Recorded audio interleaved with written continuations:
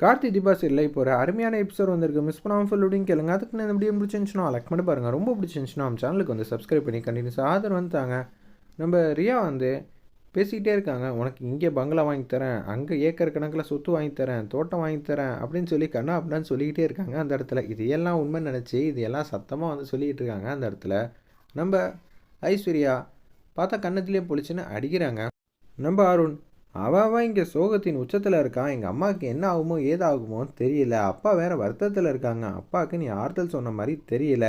நீ இருக்கேன், எந்த பிரச்சனையும் இல்லை மாமா, கவலைப்படாதீங்க. ஏதாவது ஒரு வார்த்தை வந்து சொன்னியா? ஆனால் எதுவுமே சொல்லாமல் இங்கே உட்காந்து ஈஸியாரில் பங்களா எஸ்டேட்டுன்னு மாளிகைன்னு கற்பனையிலேயே இருக்கியா?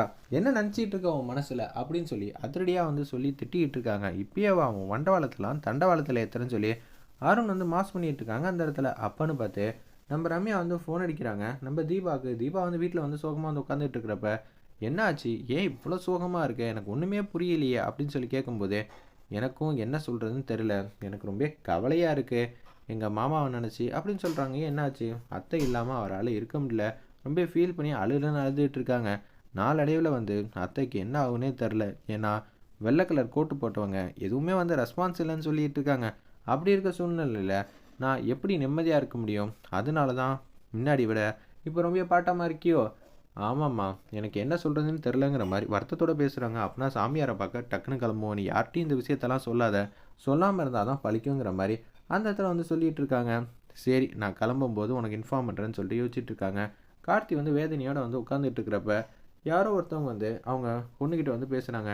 இது மாதிரிலாம் நடந்தாதாம்மா உனக்கு எல்லாமே வந்து சரியாகும், அதுக்காக தான் இந்த மாதிரி பண்ண போகிறாங்க, தயவு செஞ்சு புரிஞ்சுக்க இதெல்லாம் அப்படின்னு சொல்லிட்டு இருக்கிறப்ப அப்படியே ஒரு ரூம்குள்ளே வந்து அந்த பாப்பாவை வந்து கூட்டிகிட்டு போகிற மாதிரி காட்டுறாங்க. ஒரு பக்கம் கார்த்தி இதெல்லாம் வேதனையோடு பார்த்துட்டு இருக்கிறப்ப ஆனந்த் வந்து பக்கத்தில் வந்து உட்காடுறாங்க. எனக்கு என்ன சொல்கிறதுன்னு தெரிலப்பா, இப்படி ஒரு சூழ்நிலை வரத்துக்கு முழுக்க முழுக்க காரணம் நான் தான், என்னை மன்னிச்சிரு. இதை மன்னிப்பு கேட்டாலாம் போக வைக்க முடியாதுன்னு எனக்கு நல்லாவே தெரியும். ஆனால் என்ன பண்ணுறது, என்னோடய சுச்சுவேஷன் அது மாதிரி அமைஞ்சு போச்சு. அண்ணா பரவாயில்லண்ணே, சில பேர் வந்து சொன்னால் கேட்பாங்க, சில பேர் பட்டாதான் திருந்துவாங்கண்ணா, என்ன பண்ண முடியும் அப்படின்னு சொல்லிட்டு இருக்காங்க அந்த இடத்துல. நம்ம கார்த்தி தீபாவளி நாட்டுக்கும் வெளியில் வந்து மாசா கிளம்பலான் இருக்கிறப்ப தடுக்கிறாங்க நம்ம மீனாட்சி. எங்கே போகிற அப்படின்னு சொல்லி கேட்டோன்னே எதுவுமே சொல்லாமல் மௌனமாக இருக்காங்க. அப்போனா வெளியில் போகிற காரியம் தெரியக்கூடாதுன்னு சொல்லிட்டு தான் நீ சொல்லாமல் இருக்க.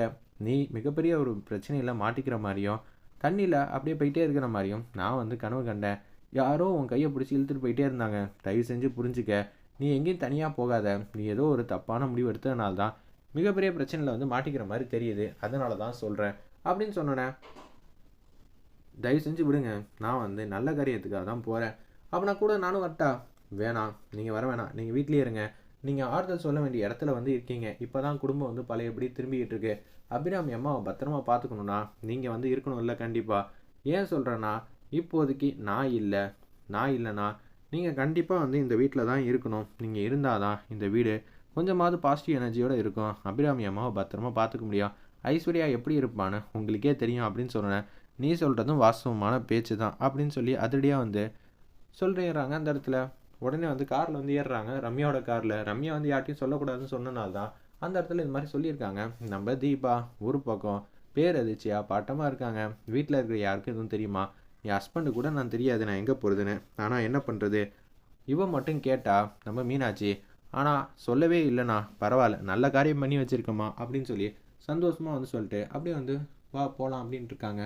கடைசியாக வந்து ஊருக்கு போகிறப்ப அவங்க சாமிக்காக வந்து ஏலம் போட்டு ஒரு புடவை வந்து வாங்கினாங்கள்ல கோயிலில் நம்ம தீபாக்காக, அந்த புடவையை வந்து எடுத்துகிட்டு போகிறாங்க.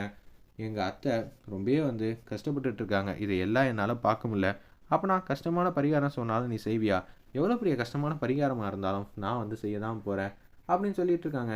மீனாட்சி வந்து மனசில் வந்து நினச்சிட்டு இருக்காங்க, தீபா நீ தாலியை கழட்டினதுலாம் ரொம்ப தப்பு, நீ அத்தையை காப்பாற்றணுங்கிற ஆர்வத்தில் இருக்க, ஆனால் இது மாதிரி செஞ்சதெல்லாம் தப்புன்னு தீபாட்ட சொல்லியும் நடக்கிறத யாராலையும் மாற்ற முடியாது, ஒரு நல்ல காரியத்துக்காக தான் இதெல்லாம் செஞ்சிகிட்டு இருக்கேன் அப்படின்னு சொல்லிட்டு இருக்கிறப்ப ஒரு பக்கம் போலீஸ்லாம் வந்து எல்லா இடத்துலையும் விசாரிச்சுட்டு இருக்காங்க. இது மாதிரி ஒரு பொண்ணு புதுசாக எதுவும் சேர்ந்தாங்களா உங்கள் ஹாஸ்டலில் சொல்லுங்கன்னொன்னே, எதுவும் இல்லையே சார், ஏற்கனவே இருக்கிறவங்க தான் இங்கே இருக்காங்க. அப்படியா? இந்த ஃபோட்டோவில் காட்டி இந்த பொண்ணு எங்கேயாவது இங்கே வந்து சேர்ந்துச்சுன்னா எங்களுக்கு தான் முதல்ல இன்ஃபார்ம் பண்ணணும், சரிங்களா அப்படின்னு சொன்னோன்னே ஓகே சார் அப்படின்னு சொல்லிட்டு வச்சிடுறாங்க. இவனை போலீஸ் வந்து அடுத்தடுத்த இடத்துலையும் வந்து இது மாதிரியா இருக்காங்களான்னு சொல்லி தீவிரமாக வந்து தேடிட்டு இருக்காங்க அந்த இடத்துல. ஒரு பக்கம் கார்த்தி வந்து ரொம்ப சோகமாக வந்திருக்காங்க. என்ன செய்யறதுனே தெரியலையே, இப்படி ஒரு பிரச்சனை வந்து நம்ம வீட்டுக்கு வரும்னு எதிரே பார்க்கலாங்கிற மாதிரி ஃபீல் பண்ணிட்டு இருக்காங்க. அருமை பெருமைலாம் சொல்லிட்டு இருக்காங்க அபிராமியை பற்றி. உடனே வந்து ரொம்ப சந்தோஷப்படுற மாதிரி ரம்யா வந்து நடிக்கிறாங்க.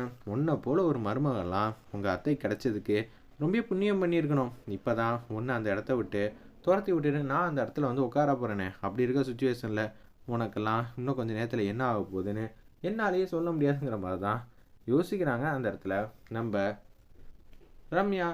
இது எங்கள் அத்தை எனக்காக வாங்கினது, இனிமேட்டு எங்கள் அத்தை என்னை விட்டே கொடுக்க மாட்டாங்க அப்படின்னு சொல்லிட்டு இருக்கிறப்ப போதும் நிறுத்து அப்படின்னு சொல்லி சவுண்டாக வந்து கத்துறாங்க நம்ம ரம்யா. என்ன ஆச்சு? இல்லை இல்லை, எனக்கு இந்த பாட்டு பிடிக்கல, அதனால தான். என்னது இவளோட நடவடிக்கையே சரியில்லைங்கிற மாதிரி தீபா வந்து யோசிக்கிறாங்க. ஒரு பக்கம் உச்சக்கட்ட கோவத்தில் இருக்காங்க போல இருக்கு நம்ம ரம்யா. என் பக்கத்தில் உட்காந்துக்கிட்டு ஏன் மாமியாரை ஓம் மாமியாருங்கிற மாதிரி சொல்கிறியே. கார்த்திக்கு வருங்கால பொண்டாட்டி நான் தான், நீ கிடையாது. இனிமேட்டு அந்த ஸ்தானத்தை நீ இழந்துட்ட, அதுக்காக தான் உன்னை நான் இங்கேருந்து கூட்டிகிட்டு போகிறேங்கிற மாதிரி ரம்யா கேவலமாக வந்து யோசிக்கிற மாதிரி காட்டுறாங்க. வெயிட் பண்ணி பார்ப்போம்.